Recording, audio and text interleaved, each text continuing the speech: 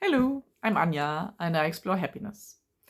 During my happiness explorations, with all the research and experimenting, exploring, and so on, I came across a lot of concepts and I kind of built my own storage furniture in my head, like IKEA'd in my head, or whichever storage furniture or things you use.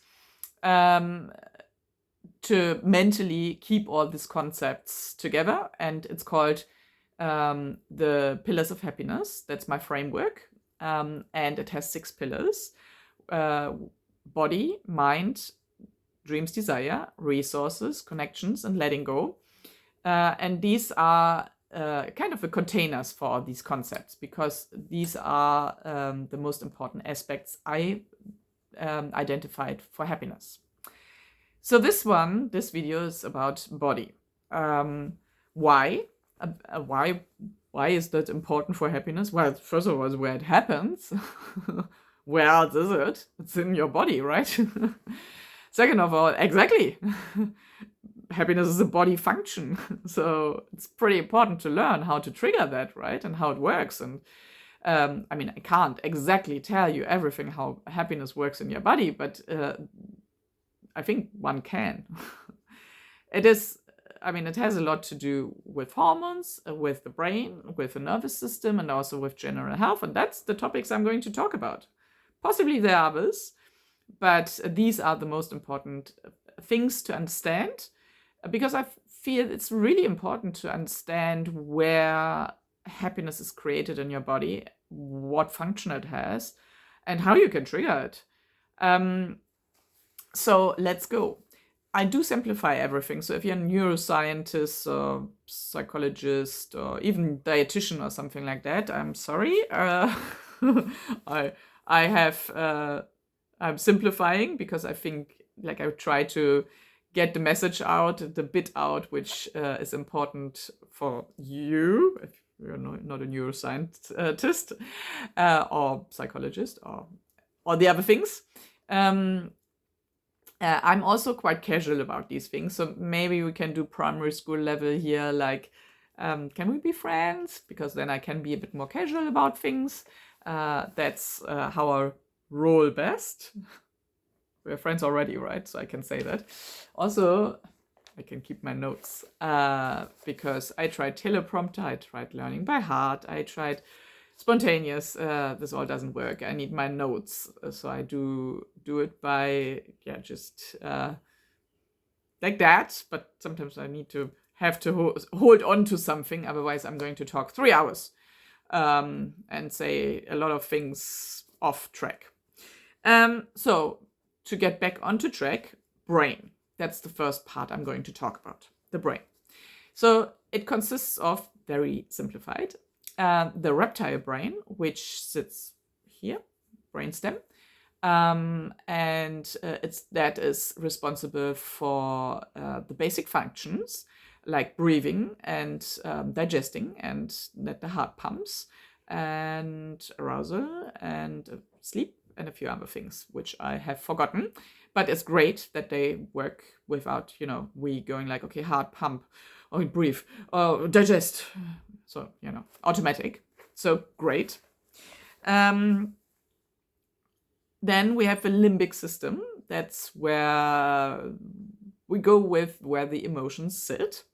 That means amygdala and hippocampus, so reward system, and fear, maybe anger system, and so on. So like threat, danger, alert system. By the way, the hands belong to me, but I can only film myself like this, and sometimes they appear. But they're mine. The limbic system doesn't have words, so it's non-verbal, and I'm trying to enunciate here. That means when you have like a lot of murkiness sitting there, and you don't really know what's going on, and you feel like crap and you don't really want to be with that, that's because emotions don't come, like, they don't have a language. So you need to label them and you need to process them because they are non-verbal. They're just chemical reactions. which is like, particularly if you like feel like crap and you really don't know why. Exactly. So labeling your emotions, very big for happiness, because then it's pretty much like emotions show you that, particularly the murky ones show you that there might be danger. They alert you, and it's pretty much like saying hello to them. Hey, thank you, thanks for saying it. Where is it again? What is going on there? Okay, so yeah, I should react, or no, that's okay. I think that's okay. That's nothing. That's just, not a problem. Not a saber-toothed tiger, or not a snake. It's just a stick. Okay, thank you, thank you. Okay, can I now be happy again? Okay, so then we have the prefrontal cortex. There. And that's pretty much why we humans are special. I'm not going to say better. It's just our speciality. Well, that and a few other things. So I think monkeys and primates have that brain, and a few other parts also have. A few other animals might also have that part of the brain, but we have it really big. And that's where executive functions, they call it executive functions. It's impulse control and I think logical thinking, all the categorizing, planning, forecasting, and so on. And that's where thinking happens, because that's where language is. So all the thinking is there. What is important to know is, for happiness, well, a lot of things are important to know, but for happiness and prefrontal cortex is, for example, it forecasts. It can't preview. We think so often when we're in tunnel vision and like, oh, we know how this is going to happen. This is going to be bad. It's just this outcome possible. If I do this, it's bad. If I do that, it's bad. Yeah, we don't know that. The brain can only forecast. It can suggest things for the future, imagine things for the future. And because there's a negativity bias, so it likes to alert us of dangers, possible dangers and threats, they are usually negative.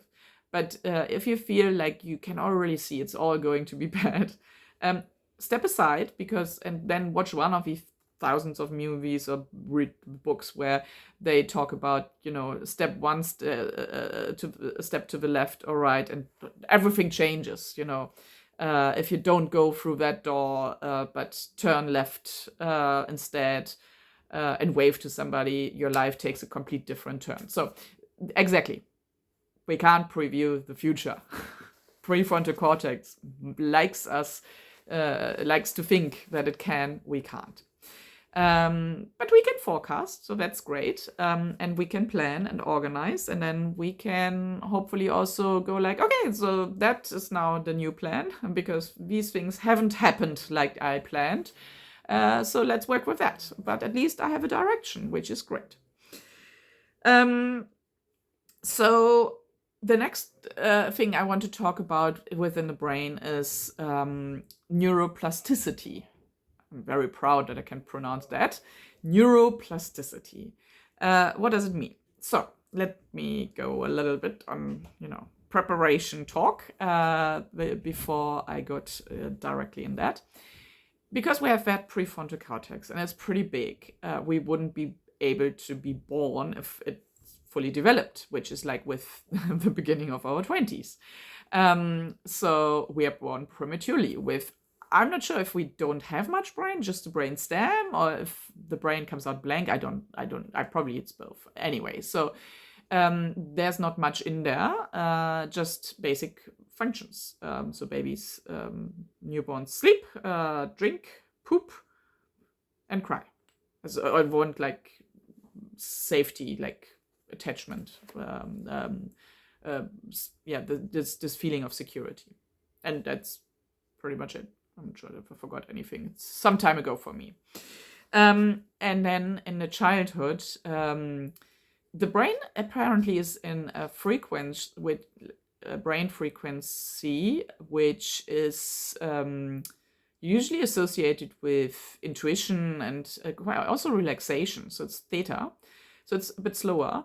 And I think it's because we just soak in. So the brain is pretty unjudgmental. Children are fairly unjudgmental about what comes in. They copy their parents and significant dominant people in their lives. Usually not necessarily what you say, but more what you do. But it's not really judgmental because it's just soaking in. It's getting information in because it's empty and it has to develop. Also, the toddlers who have their screaming attacks can't control them. It would save parents probably a lot more nerves if we really know there's no prefrontal cortex or not enough to control those emotional limbic system outbreaks. Okay, so soaking in. Indiscriminate. If your parents tell you don't talk to strangers or you don't deserve love because you did something naughty or whatever, you soak that in. That's called beliefs. And what that is, and what that does to the brain is, it kind of, particularly if you hear it again and again, it kind of makes highways in your brain. So we have the neurons and they have chemical reactions and then they have electricity running through them to, do stuff. So if you always hear the same, there will be pathways where it's easier, where the electric current is going easier. It's like a highway, right? And that helps because the brain needs a lot of energy. It helps to conserve energy because down the highway, no decision. Like that decision has been made. We already know you don't deserve love. Cool, you don't have to try. Go down that way. So that's of course very unhelpful. Like a lot of these beliefs are not really helpful when you want to be happy. But